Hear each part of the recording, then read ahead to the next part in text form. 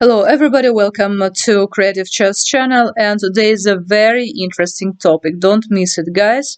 It is called How Do We Fall into a Trap? So in our chess life we all have fallen into chess traps. Sometimes we see a good move, excellent move to our mind, we try to attack our opponent, but out of the sudden we are checkmated and lose some material and lose the game. So why is that? How to avoid the traps, and why do we not notice sometimes easy tactical ideas? There are several reasons for that, and I want to start with a couple of examples.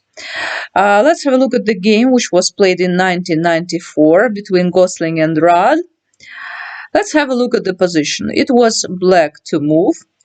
And if we even just for a second glance at this position, we can understand that black's position is not very nice because their king is under attack. So the bishop, queen, they're all attacking the rook. Yes, they're all attacking their king. And this rook is not involved into the game.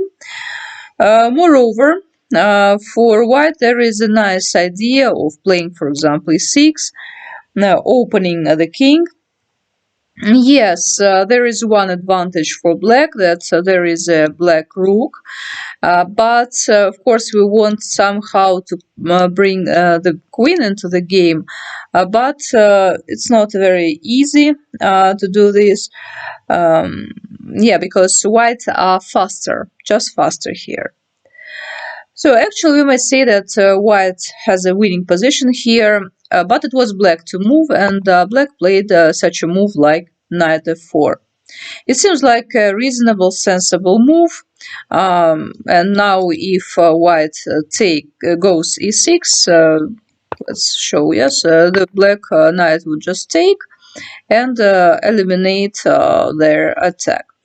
So you see, the knight protects e6 square. Sometimes in several variations, maybe knight e2 will be possible, also some plus. And here white played queen to d6, the king retreated to e8, and here white, who of course wanted to attack, to checkmate, they played seemingly a perfect move. They want to attack, they want actually to checkmate the black king. But, guys, stop the video and tell how black is winning here. Black to move and win. Yeah, it may seem from the first glance that now black has to play king to g6, trying to protect the e7 square, yes, but in this position, black just played queen f1. Let's return. Queen f1 was played. Perfect shot, perfect move, and of course white is lost. Actually, it's a checkmate in 2. If we take with the king, it's rook to h1 is a checkmate, and if to take with the rook, then knight e2. Perfect shot by black. So why did it happen? Why knight f4 move became such a nice trap? The first reason is that white probably thought, so knight f4 was played to prevent me from e6. And in his mind, white probably just says thinks that, and that's why I stopped thinking for any other reasons. Besides, though white is +7 here, so the winning move is not that obvious. It's not easy to move. If we understand this idea, to see this idea, we can find the right continuation. But if not, actually, it's quite difficult really for white to see the winning continuation. That's why white played what they played in the game. So what should they play? Should they have played, and how were they winning?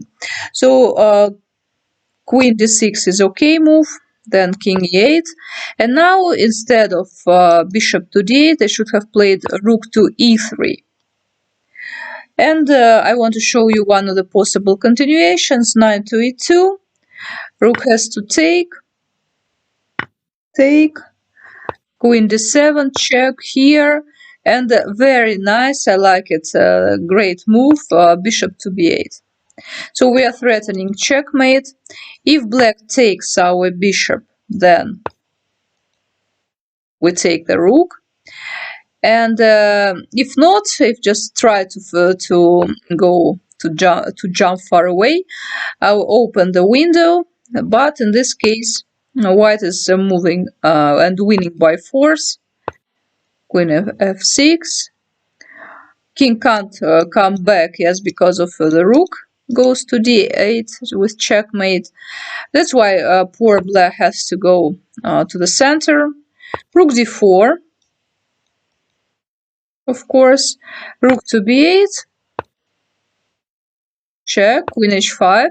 And it may seem to us that black has two rooks and everything is okay for black. But actually it's +8 in white's favor because of the king. If the king was here, yes, maybe it was more or less equal position, but with such a king, white easily outplays black. Queen f4, not giving the chance for black to run away. And after rook d8, they play g3, g5, let us say, G4, yes, by the way, G3, I didn't tell you. G3, of course, was played to checkmate. That's why G5 was the only move. And here, you see, white is checkmating. So that's why after knight f4, it wasn't easy for white to find this rook e3 move after checkings. And they thought that black played with the knight just because they wanted to capture the pawn and didn't notice the striking idea. So next position number 2, is very interesting. This in the same way, very tactical, and the game was played between two Chinese grandmasters, Li Chao and Bu Sanji, in 2009. It was a Chinese championship, and it was black to move. Here, if we have a look at the position, we may see that white is better here. First of all, because this rook has to protect the pawn. It means that it can't go to e8, for example. If to play g6 now, this pawn will be taken, so it's impossible. And then you see that because of this, it's a quite nice position. Yes, it can be played g5, but in this case, bishop goes to d3, and the rook has some open file. Actually, and here you see rook can't fight for this file because of the bishop. And of course, bishop's just more active for white. So we may say that white's position is definitely better. Probably white expected from black to play something like queen b8, yes, and stand passively. But black found a great idea here, guys. It's a great idea. d5. What is that, it may seem to us? Why can't it be played? Seemingly can't be played. Because when we take, you see that this bishop is hanging. Actually, that happened in the game. Black took. And now let's analyze the position, because now white should think whether they should take the bishop or not. Guys, I would highly recommend you, because afterwards you will enjoy the solution. I would highly recommend you for white to find and to calculate this, yes, and to tell whether white can take the bishop and not. And of course, you need to calculate everything perfectly till the last move. So stop the video and answer the question whether white can take on e7 or not. I think white, actually in the game, white took the bishop because they thought, of course, GMs were calculating this. I think that black was calculating some double, some takings on a2. For example, if we take with the bishop, king c1, Okay, we may take rook d1, king, rook goes, king c1, queen f4, and queen goes to e3. You see white's position, white protected everything, soon they will just develop the rest of the pieces, and so white's position is winning. After this calculation, black started calculating another move. So they took. What if to take with the bishop? Okay, king c1, of course. Check. King goes to d2, and now we want to see so where to retreat. We need to find a place for black where to take or to go. Yes. And for example, let's imagine that we play bishop to f3, attacking the rook. But in this case, white plays this. You see, black queen is under attack. Queen goes to a4 and queen c5. White's position is winning. Having calculated all this, white decided, okay, I will take the bishop. Why not? But guys, what is wrong with my calculations, and what was wrong with calculations of white? Again, if you still haven't found this idea, now I can say that it was impossible to take this bishop. It was a huge blunder. So here, black to move and win. Guys, the right variation is that you need to play queen a2, check here, and out of a sudden we take the rook. We don't think about natural, yes, jumpings of the bishop, but no, here we take, and if he takes, it just our favorite checkmate. It was double attack, and white is lost. If not to take the queen, then what to do?